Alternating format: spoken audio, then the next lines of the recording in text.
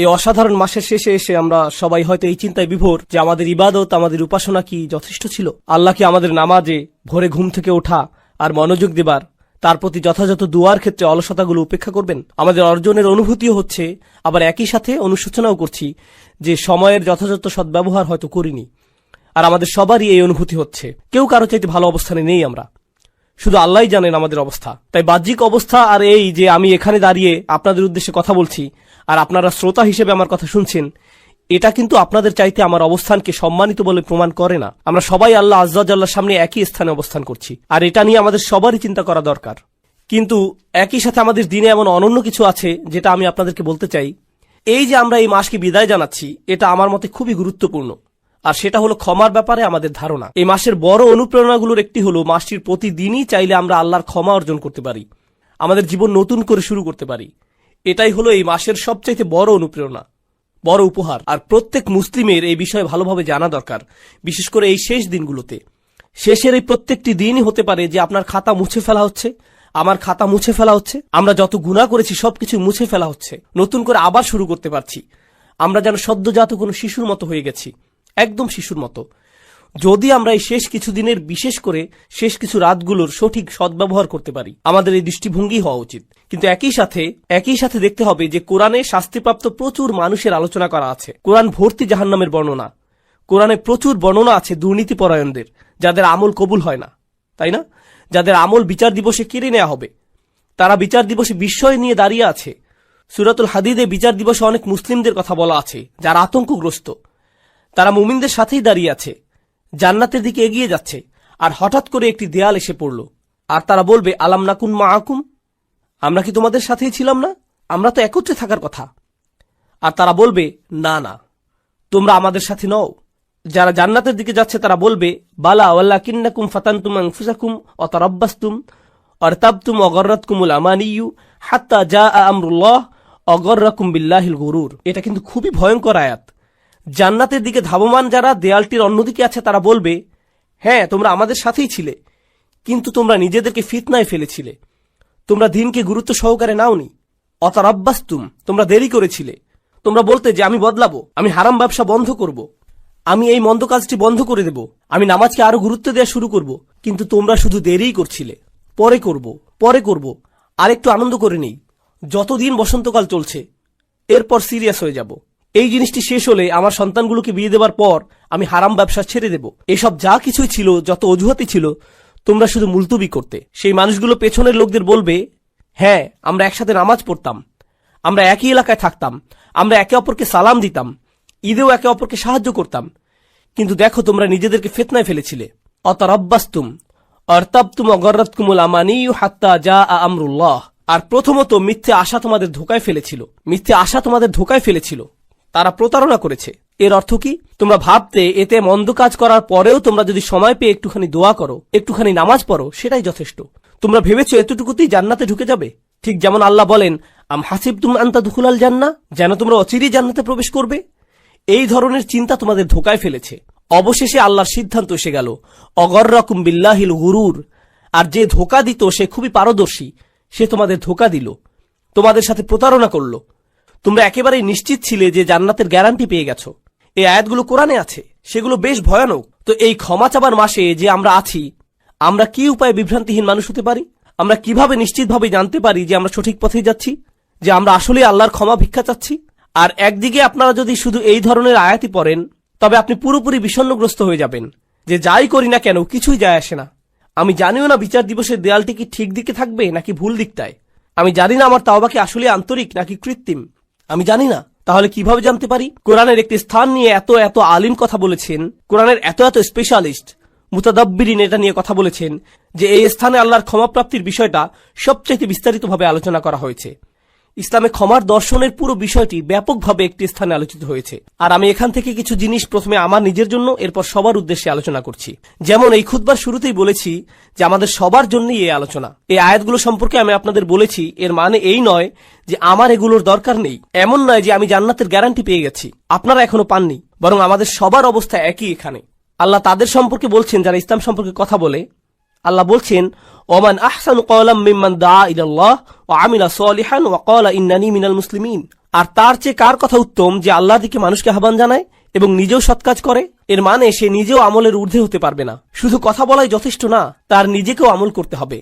ওয়াকালা ইন্নানি মিনাল মুসলিমিন, আর সে স্পষ্টভাবে বলে দেয় আমি মুসলিমদের অন্তর্ভুক্ত। এর দুইটি অর্থ, এক, সে মুসলিম হিসাবে গর্বিত, আর দুই, সে নিজেকে অন্যান্য মুসলিমের চাইতে উত্তম মনে করে না, সে নিজেকে বেশি ভালো মনে করে না। তাই আমরা সবাই একত্রে, সবারই একই অবস্থা। আল্লাহর সামনে অন্তত এই দুনিয়াতে কেউই একজনের চাইতে অন্যজন উত্তম অবস্থায় নেই।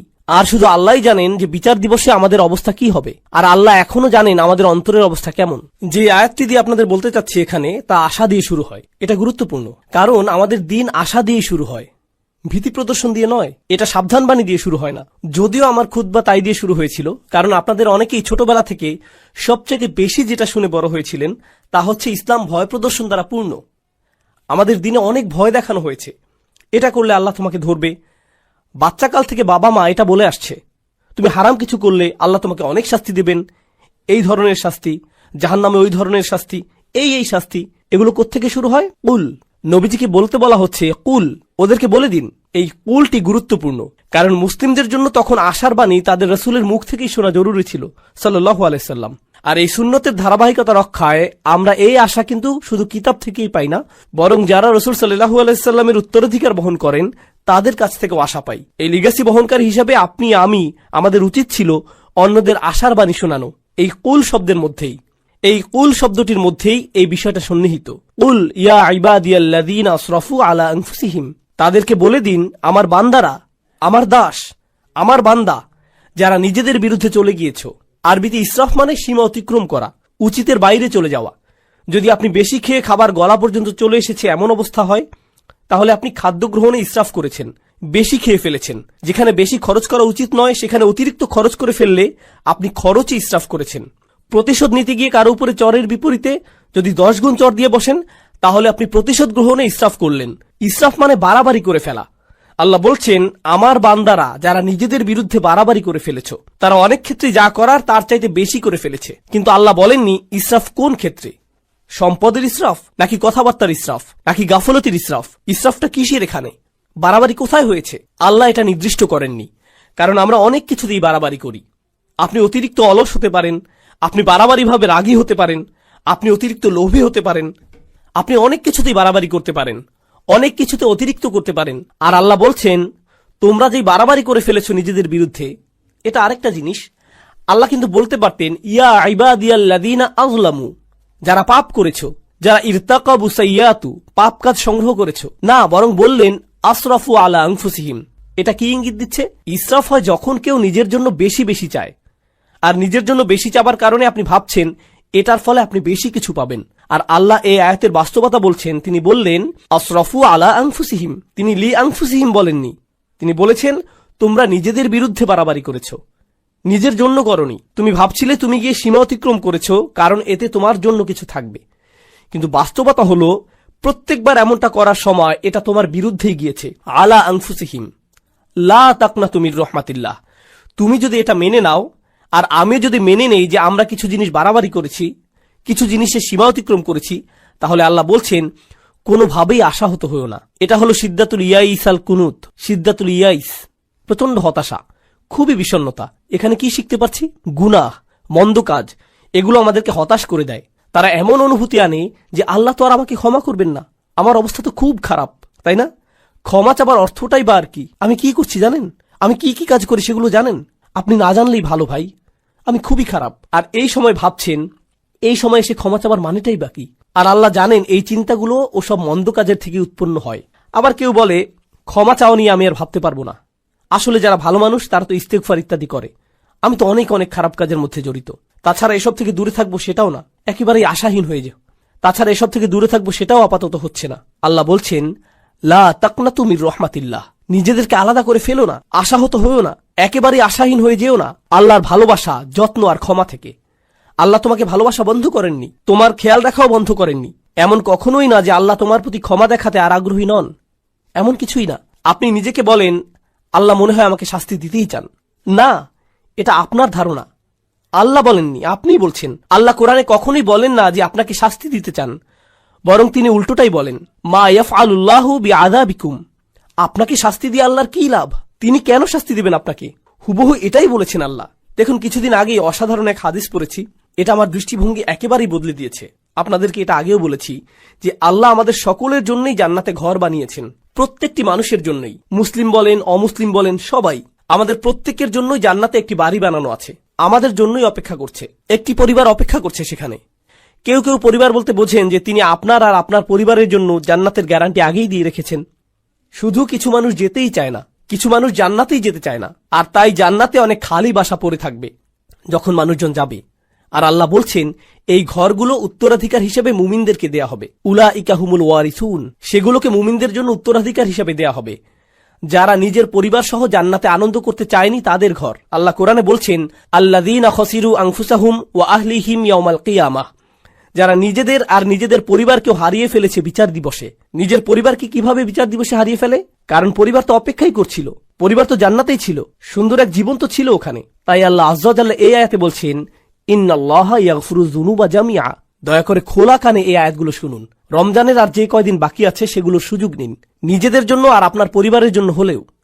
ইন্নাল্লাহা ইয়াগফিরুয যুনুবা জামিআ, আল্লাহ ক্ষমা করে দিবেন সমস্ত গুনাহ, সব একত্রেই। আর এটা কোরআনের একটা মিরাকল। কোরআনের সবচেয়ে বড় উপহারগুলোর একটি এই যে আল্লাহ বলেছেন জুনুব, তিনি সাইয়্যাত বলেননি, কারণ আরবিতে সাইয়্যাত হলো গুনাহ আর জুনুব তার চাইতে ছোট।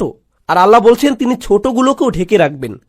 আসলে ছোটগুলোর নাকচ করা বড়গুলোকেও অন্তর্ভুক্ত করে ফেলে। যেমন আল্লাহ যদি বলেন আমি তোমার বড় গুনাহগুলো মাফ করে দেব, এর মানে তিনি ছোট গুনাহগুলো হয়তো বাদ দেবেন।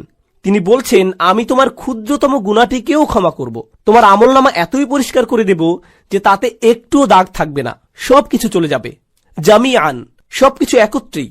ইন্নাহু হুয়াল গফুরুর রহিম, কোনো সন্দেহ নেই তিনিই একমাত্র যিনি প্রচন্ডভাবে ক্ষমাশীল, প্রচন্ড ক্ষমাশীল তিনি। আর তিনি সর্বক্ষণই প্রেমময়, সর্বক্ষণই করুণাময়, সর্বক্ষণই যত্নশীল। এটাই ক্ষমার ব্যাপারে প্রথম বার্তা দেবার কথা ছিল। আল্লাহ সবকিছু মাফ করে দিতে প্রস্তুত। আল্লাহ আপনার সবকিছু একেবারে নতুন করে শুরু করতে প্রস্তুত। তবে সেটাই কিন্তু একমাত্র নয়। কেউ এই আয়াত পরে ভাবলো এটাই আয়াতটির বার্তা। না না না না, দেখুন আমের বা নির্দেশ কিন্তু এখনো চলছে। তাই পরে আয়াতটি পড়ার পদ্ধতি হলো উল ইয়া ইবাদিয়াল্লাযীনা আসরাফু আলা আনফুসিহিম আনিবু ইলা রাব্বিকুম। এটা ঠিক এমনই, এভাবেই বোঝানো হচ্ছে। এর মানে হলো আমার বান্দারা এখন যেহেতু জানো যে আমি সবকিছুই ক্ষমা করে দেব, আমার কাছে ফিরে আসো, নিজের মালিকের কাছে ফিরে আসো। এই বার্তার পরের অংশ এটাই। ক্ষমার আলোচনা ওখানেই শেষ হয়নি, তার কাছে ফিরে আসুন। তিনি বলছেন আমি ক্ষমা করতে প্রস্তুত, কিন্তু আমার ক্ষমা বিনামূল্যে নয়, এটা অর্জন করতে তোমাকে কিছু একটা করতে হবে। আমার কাছে ফিরে আসো। আনিবু ইলা রব্বিকুম, নিজের অন্তর তোমার রবের দিকে ফিরিয়ে দাও। আমার কাছে ফিরে আসো। আনিবু ইলা রব্বিকুম, নিজের অন্তর তোমার রবের দিকে ফিরিয়ে দাও। দেখুন আরবিতে তওবা আক্ষরিকভাবেও হতে পারে, আল্লাহর দিকে অন্তর ফিরে আসা তওবা হয়, আবার শারীরিকভাবে ফিরে আসাকেও তওবা বলা যেতে পারে। ইনাবা শুধু অন্তরের জন্য। আরবিতে ইনাবা ব্যবহৃত হয় যখন অন্তর আল্লাহর দিকে ফিরে আসে। তাই আল্লাহ বলছেন তোমার অন্তর কোথায়? কি নিয়ে ব্যস্ত তুমি? কি নিয়ে বিভ্রান্ত তুমি? তোমার মালিকের কাছে ফিরে যাও, তিনি ক্ষমা করতে প্রস্তুত। ওয়াসলিমু লাহু। এরপর তিনি বলছেন যেহেতু তোমার অন্তর আমাকে দিয়েছ, এখন তোমার সত্তাকেও আমার প্রতি সমর্পণ করো, ইসলামে থাকো, নিজেকে সমর্পণ করো, মান্য করতে প্রস্তুত হও। ওয়া আসলিমু লাহু মিন ক্বাবলু আন ইয়াতিয়াকুমুল আযাব সুম্মা লা তুনসারুন। শাস্তি আসার পূর্বেই এরপর আর সাহায্য প্রাপ্ত হবে না। এখন আল্লাহ শাস্তির কথা বলেছেন, এমন না যে আয়াতে শাস্তির কথা নেই, আছে, কিন্তু শুরু হয়েছে কি দিয়ে? শুরু হয়েছে উৎসাহ দিয়ে, যে দেখো আমি সব ক্ষমা করতে প্রস্তুত, কোনো শাস্তিই তোমাকে দেয়া হবে না। তুমি যদি চাও তবে আমার কাছে ফিরে আসো, নিজেকে আমার কাছে সমর্পণ করে দেওয়া উচিত তোমার, আর তাড়াতাড়ি করো এটা। এমন ভেবো না যে অনেক সময় হাতে আছে। এমন লোকদের অন্তর্ভুক্ত হয়েও না বিচার দিবসে যাদেরকে বলা হবে তারা বাস্তুম, ভেবেছিলে তোমাদের হাতে অনেক সময় যে দেরি করলেও হবে, তাই না? এটা যেন ফি মাআনাতা আখারতুম, তুমি বিলম্ব করেছিলে, অনেক সময় আছে, আরো থাকুক, বাদ দাও। এই ধরনের কথাবার্তা, এমন ধরনের লোক হবে না। আল্লাহ বলছেন শুরু করে দাও মিন কবলি। এই মিনকে বলে মিনাত তাজিল, শাস্তি আসার ঠিক আগে আগে। আমি বলছি শাস্তি হতে কিন্তু দেরি নেই, কাছেই। বিচার দিবসের কথা বললে অনেকে মনে করেন বিচার দিবস অনেক দেরি, তাই না? ইন্নাহুম ইয়ারাউনাহুম বাঈদা, তারা মনে করে ওটা হতে অনেক দেরি। অনারাহু করিবা, কিন্তু আমাদের প্রত্যেকে আমরা কখন যাব? আমরা কি ঈদের দিন আদৌ দেখতে পাবো? কে জানে, কে জানে আমরা কবে যাব? কে জানে মৃত্যুর ফেরেশতার কাছে আল্লাহ কি লিখে দিয়েছেন? আমরা পার্কিং লট পর্যন্তও কি যেতে পারবো? কে জানে, আমরা কেউ জানি না। আর আমাদের মৃত্যু হলেই মান মাতা ফাকাদ কামা কিয়ামাহু, যে চলে যায়, যেই মারা যায় তার কেয়ামত শুরু হয়ে যায়। আপনার কেয়ামতের জন্য ইয়ামুল কেয়ামা, পুনরুত্থান দিবসের জন্য অপেক্ষা করতে হবে না। 1 সেকেন্ডেরই ব্যাপার এটা। আর ফেরেশতা যখন চলে আসবেন, তিনি বলবেন না, ও সরি, আপনার 5টা একটা মিটিং আছে না, তাহলে পরে আসছি। এমনটা কিন্তু হবে না। যখন যাবার সময় চলে আসবে, যেতেই হবে, কোনো দেরি হবে না। তাই আল্লাহ বলছেন, আর দেরি করো না, নিজের অন্তরকে আমার দিকে ফিরিয়ে আনতে আর সমর্পণ করতে বিলম্ব করো না। ওয়া আনিবু ইলা রাব্বিকুম ওয়া আসলিমু লাহু। তাছাড়া আমাদের দিনের সৌন্দর্যটা দেখুন। কেউ যদি খুতবাতে বসে বসে সিদ্ধান্ত নেয় যে সে আল্লাহর দিকে ফিরে আসবে, সে এখনো কিন্তু কিছুই করেনি। সে কিন্তু এখনো তার জীবনধারা সম্পর্কিত কিছুই বদলায়নি। সে এখনো তার আয়ের উৎস নিয়েও কিছু করেনি, কিংবা তার আচরণেও পরিবর্তন আসেনি। সে শুধু অন্তরে নিয়ত করেছে যে সে ভিন্ন মানুষ হয়ে যাবে। আর সে বের হয়ে যাবার সময়, কিংবা সে তার পরিবারের সাথে দেখা করার আগেই আল্লাহ হয়তো তার জীবন নেবার সিদ্ধান্ত নিলেন, সে ক্ষমা পেয়ে যাবে। সে তো পরিষ্কার, সে আল্লাহর দিকে ফিরে এসেছিল, এটাই যথেষ্ট। সুবহানাল্লাহ। আমি একজন লোককে চিনতাম নিউ ইয়র্কের এক মসজিদে, বেশ বড় মসজিদ, ম্যানহাটনের 96 স্ট্রিট, সেখানকার সবচেয়ে বড় মসজিদ। আর এটার সামনেই বিশাল বড় একটা অ্যাপার্টমেন্ট কমপ্লেক্স। সেখানে এক হিন্দু লোক বাস করত। মসজিদটাও সেখানে যুগ যুগ যাবৎ ছিল। সে প্রতিদিন সেই দিক দিয়ে যেত আর শুনত, কারণ তারা মাইকে আজান দিত। তো তিনি আজান শুনতেন, সবসময় সেটা শুনতে পেতেন। 96 বছর বয়স। মসজিদে এসে বললেন, আমি মুসলিম হতে প্রস্তুত। 96 বছর বয়স। শাহাদা পাঠ করলেন। 2 দিন পর মারা গেলেন। 96 বছরের শিরক, 96 বছরের গাফলা। এরপর তিনি আল্লাহর কাছে ফিরে এলেন, সেটাই যথেষ্ট হয়ে গেল। সব পাপ মুছে ফেলা হলো, সকল মন্দ কাজকে ভালো কাজে পরিণত করে ফেলা হলো তার জন্য। ইন্না লিল্লাহি ওয়া ইন্না ইলাইহি রাজিউন। এটাই আল্লাহর দয়া, কারো প্রতি এটাই আল্লাহর ভালোবাসা, যে চলে যাবার পূর্বেই আল্লাহ তাদের ফিরে আসতে দেন। ওয়া আনিবু ইলা রাব্বিকুম। এটা শুধু অমুসলিমদের প্রতি আহ্বান নয়, আমাদের জন্য। আমাদেরও আল্লাহর কাছে ফিরতে হবে। এমন মনে করবেন না যে আমি শুধু খুব আধুনিকতাবাদী লিবারেলদের উদ্দেশ্যে কথাগুলো বলছি, এখানকার ধার্মিকদের উদ্দেশ্যে বলছি না, হিজাব সহ বোন কিংবা দাড়িওয়ালা সেই ভাইটির উদ্দেশ্যে না, না না না, সবার উদ্দেশ্যেই বলছি। আল্লাহ কিন্তু বিচার দিবসে আমাদের চেহারা দেখবেন না, আল্লাহ দেখবেন আমাদের অন্তরে কি আছে। আমাদের দেখতে, কিছু করতে বেশি ধার্মিক ধার্মিক মনে হয়, তার মানে এই নয় যে আমরা অন্যের চাইতে ভালো অবস্থানে আছি। এটা শুধু আল্লাহই ভালো জানেন। ওয়া আসলিমু লাহু মিন ক্বাবলু আইয়াতিয়াকুমুল আযাব সুম্মা লা তুনসারুন। অত্তাবিউ, আদেশ এখনো চলছে। তোমাদের মধ্যে যারা পাপী, অত্তাবিউ আহসানা মা উনজিলা ইলাইকুম মির রাব্বিকুম। কি যে সুন্দর! আল্লাহ বলছেন, তোমাদের যা দেয়া হয়েছে তার সর্বোত্তমটি অনুসরণ করো। তোমাদের প্রতি নাজিলকৃতর মধ্যে সর্বোত্তমটি। এর অর্থ কি হয়? এর অর্থ হলো কোরআন। এর আগেই ওহী নাজিল হয়েছিল, কিন্তু মানুষের প্রতি নাজিলকৃত সর্বোত্তমটি হলো আল্লাহর এই কিতাব। আর কোনো কিছুই এর চাইতে উত্তম নয়। তোমরা কেন এর অনুসরণ করছো না? আল্লাহ এই আয়াতে আমাদের বলছেন, যারা তার দিকে ফিরে আসতে চায়, তার দিকে ফিরে আসার রাস্তাটি হলো তার কিতাবের অনুসরণ করা। আর না বুঝে কোনো মানচিত্র তো আপনি অনুসরণ করতে পারবেন না। আপনি দিক না চিনলে মানচিত্র কিভাবে অনুসরণ করবেন? আপনার আমার এই কিতাবের সাথে সরাসরি সম্পর্ক করা দরকার। যদি আপনি এই কিতাবটিকে উপেক্ষা করে চলছেন, তবে এই আয়াত আপনার জন্য। আপনি আমি যদি ক্ষমা চাই, তবে এই কোরআনের সাথে সরাসরি সম্পর্ক করতে হবে। এটা পড়ুন, কি বলতে চাচ্ছে সেটা বোঝার চেষ্টা করুন, আন্তরিকতার সাথে আল্লাহর কাছে দোয়া করুন, হে আল্লাহ, এই কিতাব বুঝতে আমাদেরকে সাহায্য করুন। আমি অনুবাদ পড়ছি, কিছুই বুঝছি না, আমাকে এর ব্যাখ্যা বুঝতে সাহায্য করুন। আপনি কি বলতে চাচ্ছেন আমাকে বলুন। ইয়া আল্লাহ, আরবি শিখা আমার জন্য সহজ করে দিন, যেন আমি আপনার কিতাবের সাথে সম্পর্ক করতে পারি। আল্লাহ আপনার জন্য সহজ করে দিবেন। তিনি করবেন না এমন হবে না।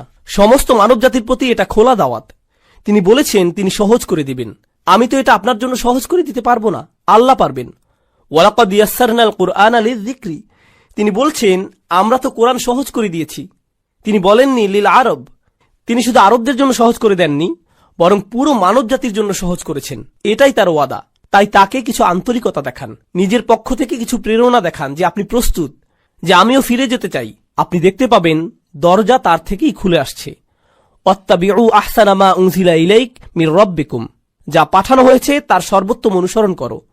অর্থাৎ এই কিতাবের চাইতে উত্তম বার্তা, উত্তম উপদেশ তো কখনোই তোমরা পেতে পারতে না। কোন মুসলিমের এই কিতাবের সাথে সরাসরি সম্পর্ক থাকা মানে উপদেশ পাবার জন্য সবসময় কেউ না কেউ থাকা, তার অন্তরকে শান্ত করার জন্য কেউ না কেউ সবসময় আছে। আপনি কোরআনের যে কোনো পৃষ্ঠা খুলে পড়া শুরু করুন, শান্তি আর সুখ পাবেন। আপনি খুশুখুজুর সাথে সালাত আদায় করুন আর আল্লাহর কথাগুলো তিলাওয়াত করুন, এমন সমাধান পেয়ে যাবেন যেটা কল্পনাও করেননি। আল্লাহর কথার মাধ্যমেই সেটা চলে আসবে আপনার কাছে। কোরআন অসীম, সর্বক্ষণ প্রাসঙ্গিক। এটা এমন একটা কিতাব যেটা সর্বকালে উপযুক্ত, আক্ষরিকভাবেই। কলেজে থাকতে আমি এক বন্ধুর সাথে এই এক্সপেরিমেন্ট করেছিলাম। তাকে বললাম, বন্ধু, সবাই তো বলে কোরআন হেদায়েত, চলো একটা এক্সপেরিমেন্ট করি। প্রত্যেকবার আমাদের কোনো সমস্যা হলেই চলো কোরআনের কোন একটা পৃষ্ঠা খুলে পড়া শুরু করি, দেখি কোনো সমাধান পাই কিনা। আমরা এমন 2-3 মাস যাবত করলাম, আর সুবহানাল্লাহ, আমরা প্রতিদিন মেলাতাম। আমি এটা পেয়েছি, এই সমস্যা হয়েছিল, আর এই আয়াত পেয়েছি, আর আমি এটা খুঁজছিলামও না, শুধু কোরআন পড়ছিলাম আর সেটা চলে এলো। এটাই আমার জন্য আল্লাহর সমাধান। দেখলেন, আমার জন্য আল্লাহর উপদেশ এটা। সুবহানাল্লাহ, কি অসাধারণ ব্যাপার। এমনই তো হবার কথা ছিল।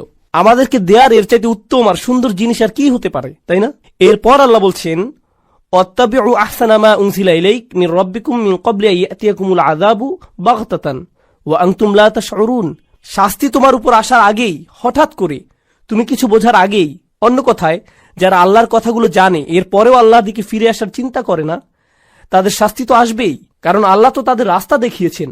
দেখো, আমি তোমাদেরকে ক্ষমা করতে চাই, এই যে নাও কিতাব, নাও এটা। আপনি যদি না নেন তবে আল্লাহকে এরপর দোষ দিতে পারবেন না। তাই পরের আয়াতগুলো হলো যাদের ক্ষমা নিয়ে ভুল ধারণা আছে তাদের সম্পর্কে। এটাই হলো ক্ষমার আসল বুঝ। এই রাস্তাতে আপনার যাবার কথা। আল্লাহ ক্ষমা করতে প্রস্তুত আছেন, যদি আপনি পিছনে ফিরে আপনার বাড়াবাড়ির জীবন, গুনাহের জীবন ছেড়ে চলে আসতে চান তার কাছে। আর যদি ওহির মধ্যে সর্বোত্তম ওহির অনুসরণ করতে চান, যদি তা করতে চান, তাহলে ক্ষমার দরজা খোলা আছে। তবে আপনি আশায় পরিপূর্ণ থাকবার কথা। আল্লাহ আমাদের সবাইকে ক্ষমার যোগ্য বানিয়ে দিন। এরপর অন্যদিকে যখন হঠাৎ করে শাস্তি চলে আসে, আচ্ছা দেখুন, এগুলো সবকিছুই কিন্তু বহু বচনে ছিল। আয়াতটি ছিল বহু বচনে। এর মানে কি জানেন? যে পুরো সমাজকে বলা হচ্ছে যেন ঠিক হয়ে যায় যে আমাদের একে অন্যকে আল্লাহর নিকটবর্তী হবার ব্যাপারে উৎসাহ দেবার কথা, আমাদের একে অপরকে পেছনে ফেলে আসার কথা না। কিন্তু একটি দিন আসছে, যখন সেই দিন আসবে, কোন সমাজ তখন থাকবে না। আমরা সবাই সেদিন একা হব। সবাই বলবো নফসি নফসি, আমি নিজে, আমি নিজে। সেদিন কোনো একত্রিত পরিবার থাকবে না।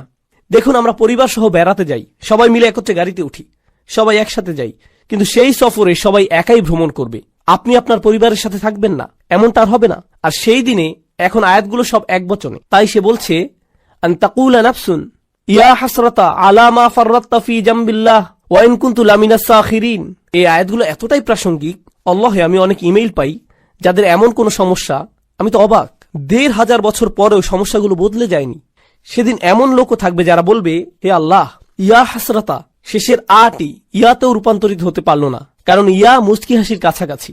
লোকটি তার কারাহা, তার হুজুনের জন্য ইয়া উচ্চারণ করতে পারছে না। হায় হায়, কি অনুশোচনা আমার, এ কি করে ফেললাম আমি। এমনটাই সে বলছে, ইয়া হাসরাতা আলা মা ফাররাততু ফি জামবিল্লাহ, যে আমার থেকে যা আশা করা হয়েছিল তার চাইতে অনেক কম করে ফেলেছি, আল্লাহর উপস্থিতিতেই, আল্লাহর সান্নিধ্যেই। আপনাদেরকে বুঝিয়ে বলার চেষ্টা করছি এখানে কি বলছে। আল্লাহ শুরুতে বলেছিলেন, তোমরা শুধু বাড়াবাড়ি করো, তোমরা সীমা অতিক্রম করো শুধু, আর শুধুমাত্র সেসব জিনিসই তোমরা ছাড়াছাড়ি করো যেগুলো আল্লাহ চান যে তোমরা করো। এটাকে বলে তাফরিদ, প্রত্যাশা থেকে কম করা। আর ওই লোকটি, আয় হায়, আমি প্রত্যাশা থেকে কম করে ফেলেছি, ঠিক আল্লাহর সংস্রবে থেকেই। আর আল্লাহর সংস্রব মানে কি? ফি জামবিল্লাহ। কুরআন বলছে ওয়াসাহিবিহি বিল জামব, যে আপনার পাশেই বসে আছে।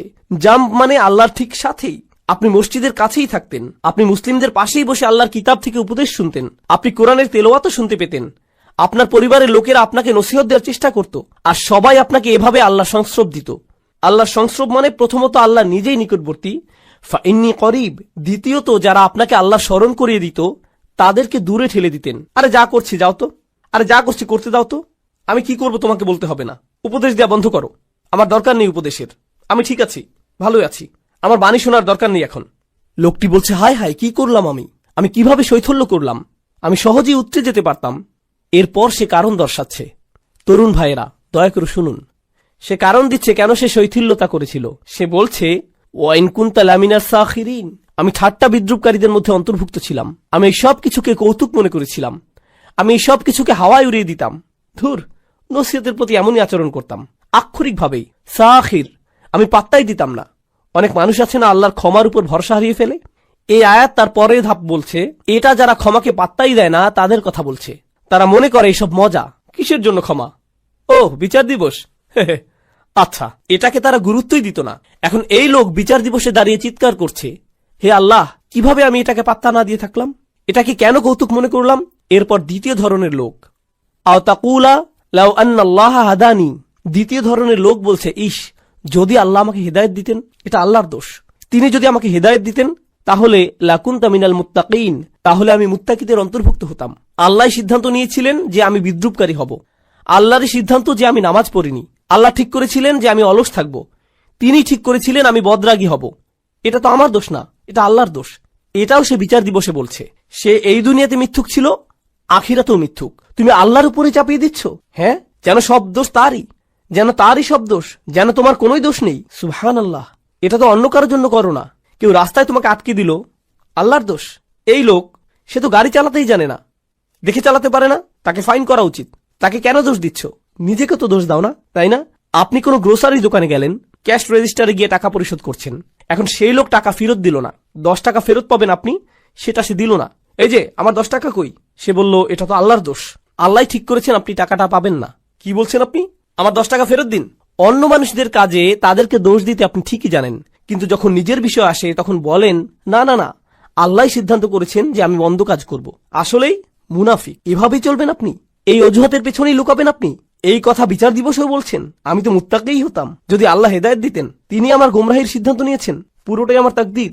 আও তাকুল হিনা তারাল আযাব লাউ আন্না লি কাররাতান। এরপর যখন সে শাস্তি দেখতে পেল, বলল আচ্ছা আচ্ছা আচ্ছা ঠিক আছে, আসলে আমারই দোষ, আমি মানছি। যখন সে শাস্তি দেখতে পেল, আমাকে আরেকটি সুযোগ দিন। লাউ আন্না লি কাররাতান, যদি আমি আরেকটি সুযোগ পাই, ফা আকুনা মিনাল মুহসিনিন, আমি তবে শুধু মুসলিম না, শুধু মুমিন না, আমি মুহসিনিনদের অন্তর্ভুক্ত হয়ে যাব। মুহসিনের সংজ্ঞা কি? আল্লাহর ইবাদত করা যেন তাকে দেখতে পাচ্ছেন। এখন আল্লাহ শাস্তি দেখার পর সে বলছে আমি আল্লাহর ইবাদত করব যেন শাস্তি দেখতে পাচ্ছি, আমার ইহসান থাকবে, আমি প্রস্তুত। ইয়া আল্লাহ, আমাকে একবার ফেরত পাঠান, আমি খুব ভালো হয়ে যাব, আমি বদলাতে একদম রাজি আছি, শুধু একটা সুযোগ দিন, আপনি তো আর রহমান, আমাকে তো সুযোগ দিবেন। এই ধরনের কথাগুলো মানুষেরা বলবে, এসব অজুহাত তারা দেবে, কারণ ক্ষমা পাওয়ার মানে কি তারা বুঝতেই পারেনি। আর আল্লাহ তাদের কি উত্তর দেবেন?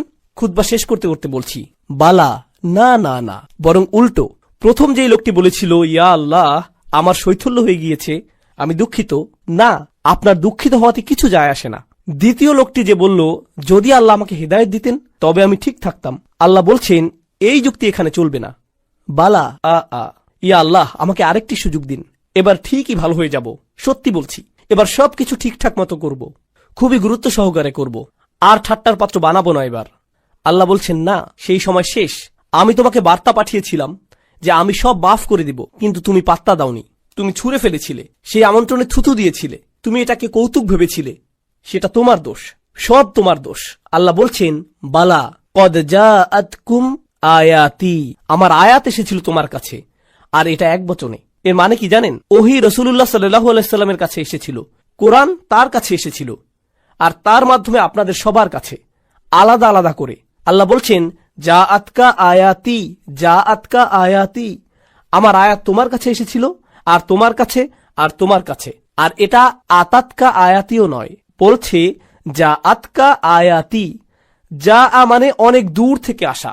আমি সপ্ত আসমান থেকে কোরআন পাঠিয়েছিলাম, অগণিত ফেরেশতা সহ পাঠিয়েছিলাম আল্লাহর শেষ রসুল সাল্লাল্লাহু আলাইহি সাল্লামের কাছে।